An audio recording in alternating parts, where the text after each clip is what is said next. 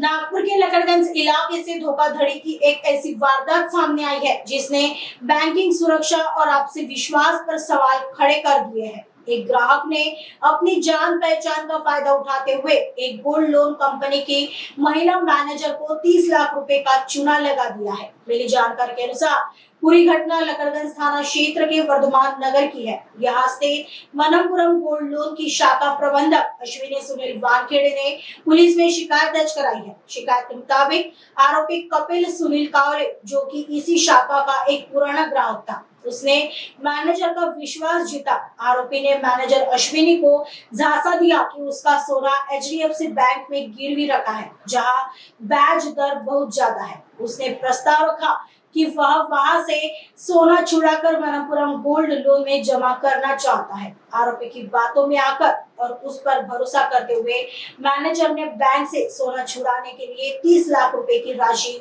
उसे सौंप दी, लेकिन पैसे हाथ में आते ही आरोपी के रंग बदल गए। उसने न तो बैंक से सोना छुड़ाया और न ही मनमपुरम कंपनी में कोई सोना जमा किया। जब मैनेजर ने उससे पूछताछ की तो उसने टाल मटोल शुरू कर दी और अपना फोन बंद कर दिया। खुद को ठगा हुआ महसूस करने के बाद पीड़िता ने लकड़गंज पुलिस थाने में शिकायत दर्ज की। फिलहाल आरोपी फरार बताया जा रहा है और लकड़गंज पुलिस उसकी तलाश कर रही है। लकड़गंज पोलीस स्टेशनला एक तक्रार अर्ज प्राप्त झाला होता श्रीमती अश्विनी वानखेडे यांचा। त्या मनप्पुरम फायनान्स लिमिटेड ज्या गोल्ड लोन कंपनी आहे त्यांची वर्धमान शाखेचे त्या मॅनेजर आहे, त्यांनी तक्रारी अर्जामध्ये दिलं की त्यांच्याकडे एक कपिल कावळे नावाचा एक व्यक्ती आला आणि त्याने त्यांना सांगितलं की त्याचं सोनं IFL फायनान्स लिमिटेड गांधीबाग या ठिकाणी ऑलरेडी त्याने सोनं लोन म्हणून ठेवलेलं आहे डिपॉझिट, परंतु तिथे जे कर्जाचा व्याज दर आहे तो जास्त आहे, त्यामुळे त्याला ते सोनं तिथून काढून यांच्याकडे तारण म्हणून ठेवायचं असल्याने त्याने साधारण 30 लाख रुपयाचे 35 लाख रुपये लोन म्हणून त्याने सांगितले होते।